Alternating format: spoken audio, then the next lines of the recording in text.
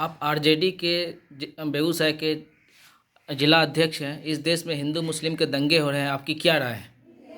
देखिए, अभी वर्तमान में जो इस देश में भारतीय जनता पार्टी यानी आरएसएस समर्थित जो सरकारें हैं, ये सरकार संविधान विरोधी सरकार है, देश विरोधी सरकार है, जिसका सैकड़ों जीता जागता उदाहरण है।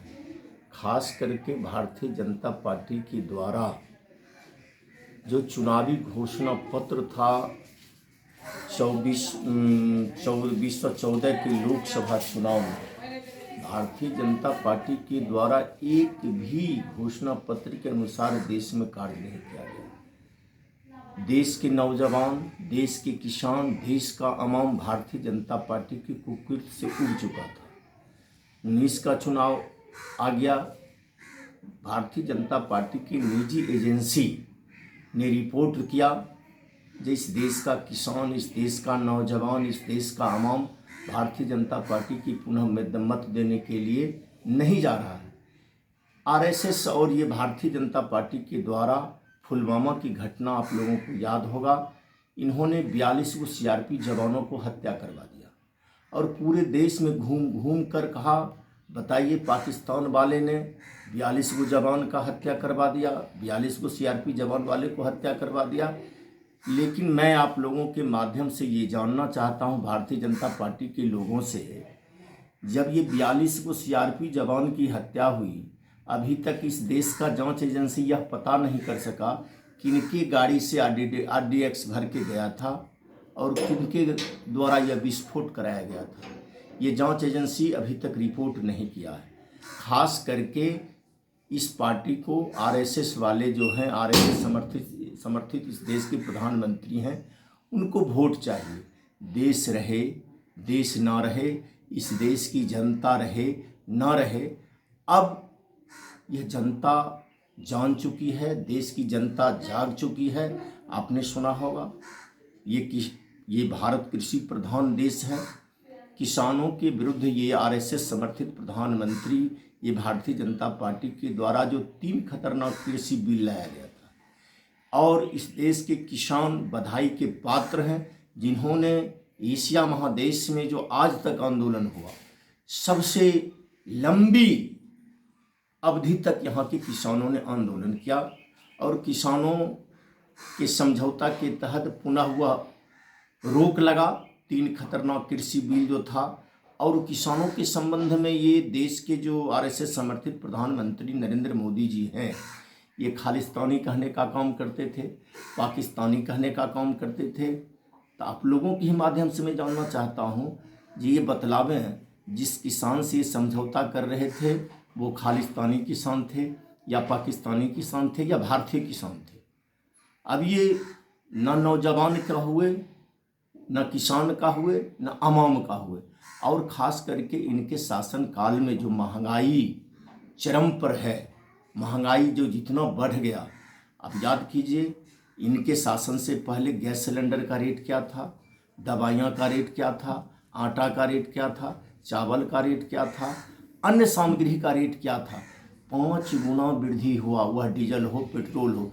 खास करके इन्होंने जो देश के होनहार नौजवान युवा वर्ग हैं, जिन युवाओं ने इनके पक्ष में मत देने का काम किया, और युवाओं के द्वारा देखते होंगे जहाँ जहाँ मोदी का कार्यक्रम होता था, ये नारा मोदी मोदी मोदी चिल्लाता था। और बेचारे युवा वर्ग सोच रहे थे कि नई सरकार होगी, नए रोजगार होंगे, हम लोग बेरोजगार हैं, रोजगार देंगे। लेकिन ये ठीक युवाओं के विपरीत आज़ाद भारत में पहली सरकारें हैं जो युवाओं के विरोध में कार्य करने का काम किया। जो इस देश की पूर्ववर्ती सरकार, पूर्वजों के द्वारा जो बनाया हुआ सरकारी संस्थानें थी, वो रेलवे स्टेशन हो, रेलगाड़ियाँ हो, रेल की पटरी हो, बंदरगाह हो, हवाई जहाज हो, तमाम चीज़ों को बेच देने का काम किया। और बेचने वाले कौन हैं? ये 2 आदमी, वो गुजरात के रहने वाले हैं। खरीदने वाले भी कौन हैं? 2 आदमी गुजरात को खरीदने वाले हैं। ये 4 आदमी मिलकर पूरे देश को खरीद रहे हैं, बेच रहे हैं। और ये सोच लिए फिर जो चुनाव होने वाला है 2024 में, जिस देश की जनता जाग चुकी है, देश का नौजवान जाग चुका है, देश का किसान जाग चुका है। भारतीय जनता पार्टी, वह बंगाल हो, बिहार हो, राजस्थान हो, मध्य प्रदेश हो, उत्तर प्रदेश हो, महाराष्ट्र हो, ये तमाम जगह जो पूरे देश के जितने भी स्टेटें हैं, तमाम जगह से भारतीय जनता पार्टी का खाता नील होने वाला। इसके पास अब कोई एजेंडा इस पार्टी के पास रहा नहीं। इन्हें महंगाई के नाम पर लोगों को ठगा, बेरोजगारी के नाम पर लोगों को ठगा, सीमा सुरक्षा के नाम पर लोगों को ठगा, ये बेरोजगारी के नाम पर लोगों को ठगा। लोग ठग अब महसूस करना आरंभ कर दिया है कि किसी काम का ये सरकार नहीं है, ये फिरकाप्रस्त सरकार है, ये जन विरोधी सरकार है। इसके विरोध में भारत की जनता है। अब ये सोच रहा है मेरे पास कोई एजेंडा रहा नहीं, इसलिए ये देश को, इस हमारी पार्टी के राष्ट्रीय अध्यक्ष आदरणीय लालू प्रसाद यादव जी ने इस पार्टी का नाम रखे थे भारत जलाओ पार्टी, जिसका जीता जागता उदाहरण है। ये रामनवमी के सवाल पर हो, ये मुहर्रम की सवाल पर हो, तमाम जगह खास करके बेरोजगार युवाओं को भड़का कर उसके हाथ में बजरंग दल के झंडा देकर, पैसे देकर वो बेजुगा और मस्जिद पर, इमारत पर झंडा टंगवा देता है। बजरंग बली के नाम से झंडा टंगवा कर इस देश में दंगा फैलाने का इसके पास कोई एजेंडा अब है नहीं, कोई एजेंडा है ही नहीं। केवल हिंदू मुसलमान के नाम पर, धर्म के नाम पर इस देश को बांटने की षड्यंत्र ये भारतीय जनता पार्टी आरएसएस के लोग कर रहे हैं। जिसका आप बताइए, एगो ज्ञान वापी आप सुने होंगे, ज्ञान वापी का चर्चा बराबर मीडिया के माध्यम से आप सुनते होंगे। ये शिवलिंग मिल गया, ये देखिए त्रिशूल है, ये महादेव का जलाभिषेक का स्थल है। मैं वैसे लोगों से जानना चाहता हूँ, आज से आप 200 वर्ष पीछे चले जाइए, जितने भी मकान बनता था वह किसी समुदाय को हो, जैन समुदाय का हो या सनातन धर्म के मानने वाले लोग हो, मुस्लिम समुदाय के लोग हो, ये वज्रपात की भय से, वज्रपात जो होता है इसके भय से त्रिशूल नामा दे देता था मकान पर। वह वज्रपात रोधक मकान कहा जाता था, जिसके नाम पर ये भड़का रहे हैं, ज्ञान वापी के नाम पर। आप चले जाइए, आप ये कह रहे हैं आगरा का ऐतिहासिक जो विश्व प्रसिद्ध स्थल है ताजमहल, उसको ये तेजो महल कह रहे हैं, उसको तेजू महल कह रहे हैं। तमाम जगह ये अब इनके पास कोई एजेंडा है नहीं, केवल हिंदू मुस्लिम करके देश को खंडित करने का षड्यंत्र रच रहे हैं। इनके पूर्वजों के द्वारा भी देश को बंटवाया गया था। ये बहुत सारे उदाहरण हैं, ऐतिहासिक उदाहरण हैं, ये लिखित उदाहरण हैं। ये जो भारतीय जनता पार्टी आरएसएस के द्वारा ही देश कई टुकड़े में बटे, ये भारतीय आरएसएस वाले का देन है। आज भारत के अभिन्न पाकिस्तान अलग है, ये आरएसएस वाले का देन है। हमसे जय बांग्ला अलग है, भारत ये आरएसएस वाले का देन है। जो भारत खंडित करते ये चले गए, पुनः ये देश को खंडित करने का षड्यंत्र भारतीय जनता पार्टी के लोगों के द्वारा किया जा रहा है। ये धर्मांध में देश को टुकड़े टुकड़े करने का षड्यंत्र रच रहा है भारतीय जनता पार्टी के लोग। लेकिन ये जनता जाग चुकी है, जनता जान चुकी है, युवाओं जाग चुका है, किसान जाग चुके हैं। ये भारतीय जनता पार्टी का षड्यंत्र नहीं चलेंगे। हरियाणा में भी ये दंगा करवाने का काम किए, लेकिन वहाँ के अवाम ये जान चुका है ये भारतीय जनता पार्टी के एजेंट के द्वारा हर जगह, हर जुलूस प्रदर्शन में इनके एजेंट के द्वारा हिंदू मुस्लिम करके दंगा फैलवाकर ये वोट लेने का एक षड्यंत्र है। और यह देश का संस्कृति, इस देश की सभ्यता, इस देश का जो संस्कृति सभ्यता संविधान है, सब में समाहित है, सब धर्म समाहित है। हमारा देश धर्मनिरपेक्ष है। मैं आरएसएस वाले से जानना चाहता हूँ, ये मंदिर, ये मठ, ये इतना भूभाग जो जमीन है, जमीनात हैं, जो जमीन है, ये मुस्लिम शासकों के द्वारा दिया गया था।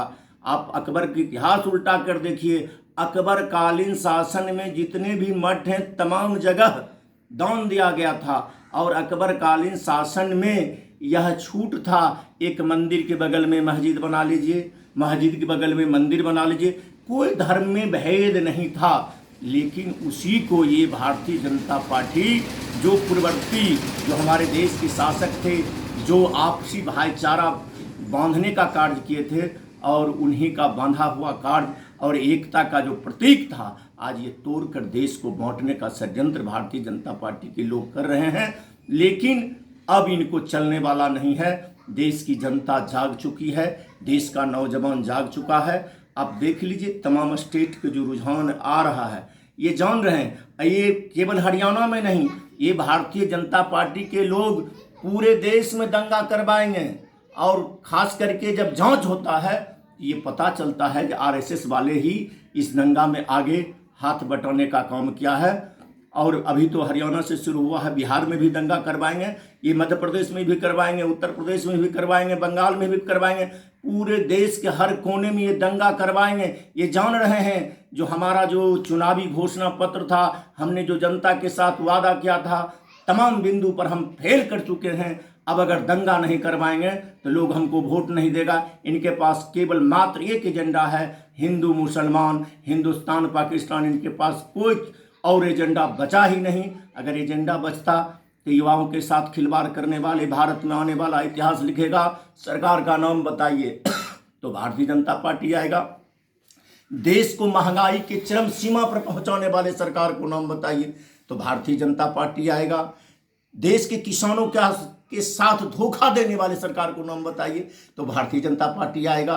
देश की संपदा को बेचने वाले सरकार को नाम बताइए, इन शर्म आएगा, भारतीय जनता पार्टी के लोग आएंगे। शुद्ध रूप से जन विरोधी सरकार है, ये देश को खंडित करने का षड्यंत्र रच रहा है।